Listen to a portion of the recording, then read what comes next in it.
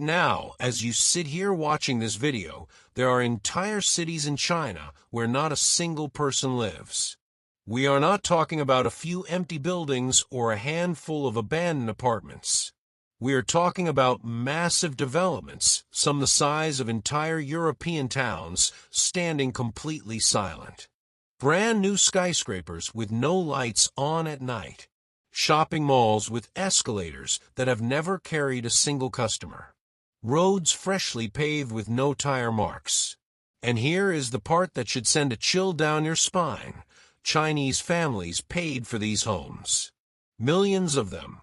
They handed over their life savings, took out crushing mortgages, and some of them are still making monthly payments right now on apartments that do not exist. This is not a horror movie. This is China's $1 trillion real estate disaster, and it is unfolding right before our eyes. If you find this story as insane as we do, go ahead and smash that like button, subscribe to the channel, and share this video with someone who needs to hear this. Trust us, by the end of this, you will understand why this crisis matters not just to China, but to the entire global economy. Let us start with a place called Life in Venice. Sounds beautiful, right? That was exactly the point. Located about an hour-and-a-half drive from Shanghai, one of the most vibrant commercial hubs on the planet, Life in Venice was supposed to be a dream come true.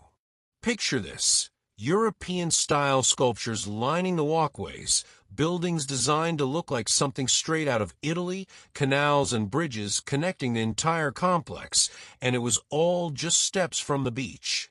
The developers marketed it as Shanghai's very own Garden by the Sea. A resort-style escape from the chaos of China's megacities. The kind of place where the wealthy would buy weekend villas and young families would come to build a life surrounded by beauty and tranquility. But today, if you walk through Life in Venice, you will find something that feels more like a post-apocalyptic film set than a luxury resort. Entire rows of villas sit abandoned, nothing more than empty shells of concrete and white plaster. Private docks that were supposed to hold boats for wealthy owners are collecting dust and algae. The canals that were designed to evoke the romance of Venice now feel eerie and desolate. Home prices in this development have collapsed by more than 50%. And get this, you can rent a 3-bedroom apartment here for just 800 yuan a month. That is about $116. In one of the most expensive regions of China. Let that sink in for a moment. The developer behind Life in Venice was a company called Evergrande. And if you have been following the global financial news at all, that name should ring some very loud alarm bells. Evergrande was once listed as the most valuable real estate company on the planet. In 2018, it was riding high, pre-selling apartments to middle and upper-income Chinese families, expanding into everything from electric vehicles to healthcare to professional soccer teams. Its founder, a man named Hui Ka-yen, was one of the richest people in Asia. The company's market capitalization peaked at over $51 billion. It was a symbol of China's unstoppable economic rise. But behind the glittering facade, Evergrande was building a house of cards. The company was borrowing at an absolutely reckless pace. By the time the walls started closing in, Evergrande had accumulated more than $300 billion in total debt. Let us put that number into perspective for you. That is more than the entire gross domestic product of countries like Finland or Chile. That is the debt of a single company. Evergrande's total liabilities were more than 10 times its total revenue and roughly equivalent to 2% of China's entire gross domestic product. The scale of this financial catastrophe is almost impossible to wrap your head around. In 2020, the Chinese government saw the writing on the wall and tried to rein things in. They introduced a policy known as the 3 red lines, which essentially capped how much property developers could borrow based on their debt to cash, debt to assets, and debt to equity ratios. The idea was to stop the bleeding, to prevent developers from digging themselves even deeper into the hole. But here is the cruel irony. The medicine was almost worse than the disease. The restrictions backfired spectacularly. Instead of gradually cooling the market, they choked off the oxygen that was keeping over-leveraged developers alive. Evergrande, already gasping for air, started missing key interest payments in 2021. The dominoes began to fall. By January of 2024, a Hong Kong court had seen enough. They ordered the liquidation of Evergrande after the company failed to present any kind of viable plan to restructure its massive debts. Hui Kai-yen, the once celebrated billionaire founder, had already been detained by Chinese authorities months earlier on suspicion of criminal activity, including allegedly transferring assets offshore while his company crumbled. The company was delisted from the Hong Kong Stock Exchange in August of 2025. Its share price at the time of its trading suspension? Just 16 Hong Kong cents. From $51 billion in market value to essentially nothing. But Evergrande was not the only domino to fall.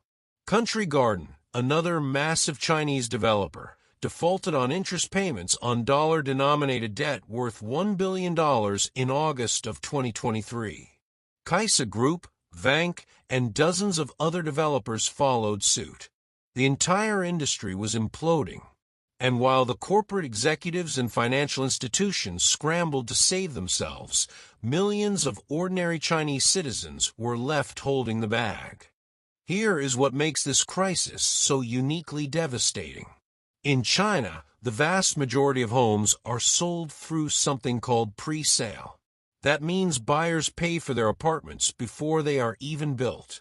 In some cases, construction has not even broken ground when families hand over their deposits and start making mortgage payments. By some estimates, more than 85% of Chinese homes are sold this way. Think about that for a second. You are paying a mortgage on a home that exists only as a blueprint and a promise. And for years, this system worked because property prices only went up. Everyone from the developers to the banks to the local governments to ordinary families believed that real estate was the safest investment in China. Around 70% of Chinese household wealth is tied up in property. Not stocks, not bonds, not savings accounts. Property. For comparison, only about 7% of the Chinese population invests in stocks, while approximately 90% are homeowners. So when developers start running out of money and construction halted on project after project, the consequences were catastrophic on a deeply personal level. Consider the story of a man named Chun from the city of Zhengzhou. In 2015, Chun did everything society told him to do. He saved his money, got help from his parents, and made a down payment on a 2-bedroom apartment. He put down 50% of the purchase price, roughly 300,000 yuan, which was supposed to go directly toward construction. 9 years later, his apartment still did not exist. The developer had taken the money and run, or more accurately, had spent it paying off other debts and funding unrelated ventures. But Chun was still legally bound to his mortgage. He maxed out credit cards. At one point, he survived on nothing but potatoes for 72 straight days just to keep up with his payments. He wrote a song about the injustice homebuyers face and posted it online. It was censored. He protested in front of government offices. He was detained for 3 days. Chen's story is heartbreaking, but is far from unique. Across China, there are stories of people living in unfinished apartments because they have nowhere else to go. No gas, no electricity, no running water. They carry buckets of water up multiple flights of stairs every day just to survive in the concrete skeleton of what was supposed to be their dream home. These people invested everything they had, often pooling money from their entire extended families, because in Chinese culture, owning a home is not just a financial decision. It is a prerequisite for marriage. is tied to your children's access to good schools. It is your social standing, your security, your entire future. When that home turns out to be nothing but an empty promise, the devastation goes far beyond money. In 2022, the frustration boiled over into something China had rarely seen: organized collective action. Home buyers across the country began threatening to stop paying their mortgages on unfinished projects. What started with a few dozen projects quickly mushroomed. Within weeks, mortgage boycotts were spreading across more than 235 developments in 24 of China's 31 provinces. Buyers in megacities like Chongqing, Shanghai, and Guangzhou were joining in. Social media posts about the boycotts were going viral on WeChat and Weibo before censors scrambled to delete them. The government was terrified. In a country where political stability depends on economic growth and social harmony, millions of angry homebuyers refusing to pay their mortgages was a nightmare scenario. But here is the thing that makes this crisis even more mind-boggling. It is not just about unfinished apartments. China has between 65 million and 80 million housing units sitting completely empty right now. Not under construction. Not waiting for buyers. Built, finished, and vacant. To put that in context, that is enough empty homes to house the entire population of Germany or the United Kingdom. Some estimates suggest there are as many as 50 major developments across China in varying states of abandonment. These are the infamous ghost cities you may have heard about. Take the Qingbashi district in Ordos, Inner Mongolia. This place was built in the middle of the Gobi Desert to house over 300,000 people. It has massive government buildings, sprawling shopping malls, grand plazas, and row after row of residential towers. When journalists first visited around 2009, fewer than 10% of the units were occupied. The place earned the nickname the Dubai of China, but unlike Dubai, almost nobody came. Or consider the Ujiapu Financial District in the city of Tianjin. This was supposed to be China's answer to Manhattan. An entire skyline of office towers, wide boulevards, its own subway station. It was built in the early 2010s with dreams of becoming a global financial hub. Instead, it sits largely deserted, a monument to ambition without demand. Then there is Tianduching in Zhejiang Province, a luxury development designed to look like Paris, complete with a 1:3 scale replica of the Eiffel Tower. Originally built for 10,000 residents, for years it stood as a ghost town where the only visitors were wedding photographers looking for an exotic backdrop. And what about Thames Town in the Songjiang district near Shanghai? This one was built to look like a traditional English village, complete with cobblestone streets, red telephone booths, and Victorian terraces. Even has statues of Harry Potter and James Bond. Charming in theory, mostly empty in practice. Now, some people will argue that these ghost cities are not as bad as they seem. And to be fair, there is some truth to that. A few of these developments have slowly attracted residents over the years. Qingbashi, for example, has grown its population to around 153,000. Tianduching eventually reached about 3 times its originally planned capacity. Some observers argue that China's ghost cities should be understood as urbanization projects built ahead of demand, and that given China's goal of raising its urbanization rate to around 75% by 2035, the country may still need 40 to 50 million new housing units. But this optimistic view ignores a fundamental problem. China's population is shrinking. The country is aging rapidly. By the end of this century, some projections suggest China's overall population could be cut in half. The demand that was supposed to fill these cities may simply never materialize. And here is where the debate gets really heated. How did this happen? How did the second largest economy in the world build enough empty housing to shelter hundreds of millions of people while simultaneously leaving millions unable to afford a home? The answer lies in a deeply flawed system that created perverse incentives at every level. Start with local governments. In China, all land is technically owned by the state.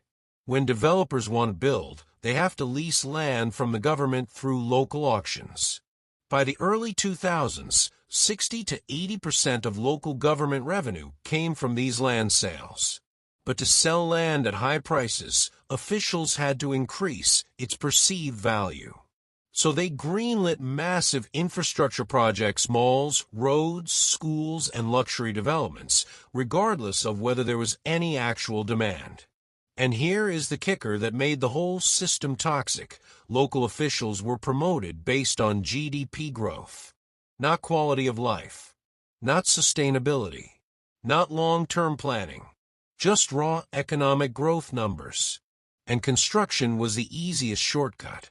Every building raised GDP. Every road paved earned political capital. Officials would typically spend 2 to 5 years in their position before being transferred. Their incentive was to show dramatic results in a short window, not to worry about whether anyone would actually live in the cities they were building. Then you had the developers, who were more than happy to play along. Companies like Evergrande used borrowed money to acquire land, then used that land as collateral to borrow even more, then used the pre-sale payments from buyers to fund new projects, which generated more land purchases, more borrowing, and more pre-sales. One expert described the entire system as essentially a Ponzi scheme. Developers kept building past the point where supply exceeded demand because they needed the revenue from new projects to pay off the debts from old ones. When the music stopped, the entire structure collapsed. And finally, there were ordinary citizens who had precious few alternatives for building wealth. The Chinese stock market was volatile and distrusted. Savings accounts paid near zero interest. Capital controls made it difficult to invest overseas. Real estate was the one asset class that everyone believed was safe. And so families bought not just one apartment, but 2 or 3, treating property like stocks in a portfolio. The idea that housing prices could fall was simply unthinkable to most Chinese people. Until it happened. The scale of the financial wreckage is staggering. Real estate and construction accounted for roughly a quarter of China's GDP before the crackdown in 2020. The property sector's contribution to the economy has since taken a devastating hit. New home prices have been falling month after month. Property investment dropped more than 11% in the first half of 2025 alone. The International Monetary Fund estimates that a 1% drop in China's demand reduces global GDP by 0.25 percentage point. This is not just China's problem. This is everyone's problem. The Chinese government has tried to respond. They launched a $42 billion rescue plan to purchase unsold homes and convert them into affordable housing. They expanded something called whitelist lending to nearly 4 trillion yuan to help fund the completion of stalled projects. Local governments have been ordered to complete unfinished homes. Some cities have even removed limits on buying multiple properties and cut mortgage rates to try to stimulate demand. But experts say these measures are nowhere near enough. The real cost of addressing this crisis could exceed $500 billion to $1 trillion, far beyond what has been committed so far. And there is a deeper problem that no amount of money can easily fix. Trust is broken. Homebuyers no longer believe that developers will deliver what they promise. They no longer believe that the system will protect them.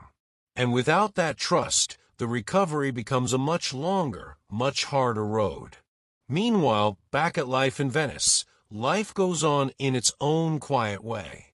A handful of people have actually moved in, attracted by the rock-bottom prices and the promise of a simpler life far from the crushing competition of Shanghai and Beijing.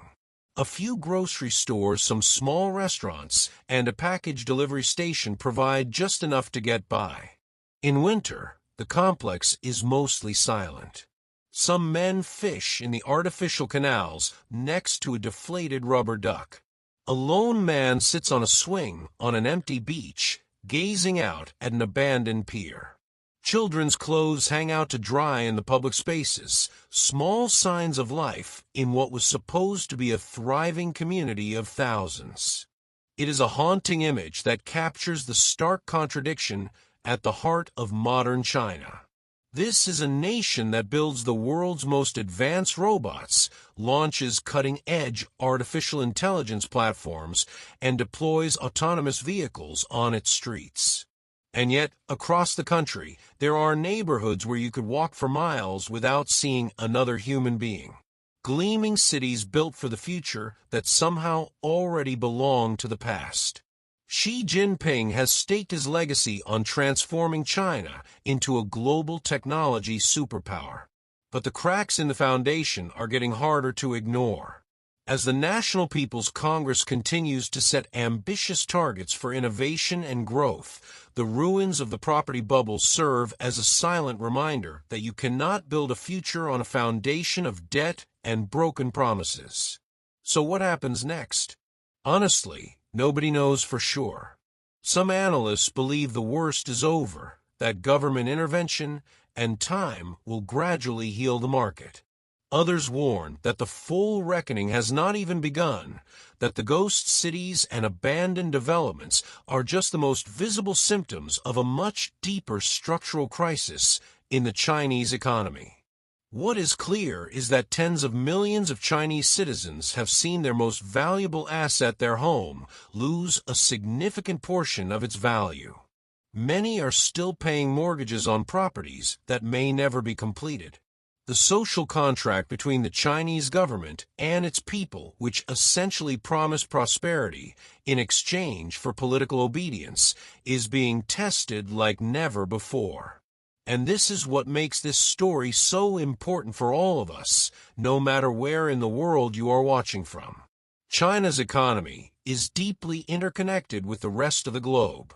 When Chinese consumers stop spending, factories from Germany to Brazil feel the pinch. When Chinese developers default on dollar-denominated bonds, investors from New York to London take losses. When confidence evaporates in the world's second-largest economy, the ripple effects touch everyone. We want to hear what you think. Is this the beginning of a long recovery, or are we watching the early stages of something much bigger? Drop your thoughts in the comments below. And if this video opened your eyes to something you did not know before, do us a favor.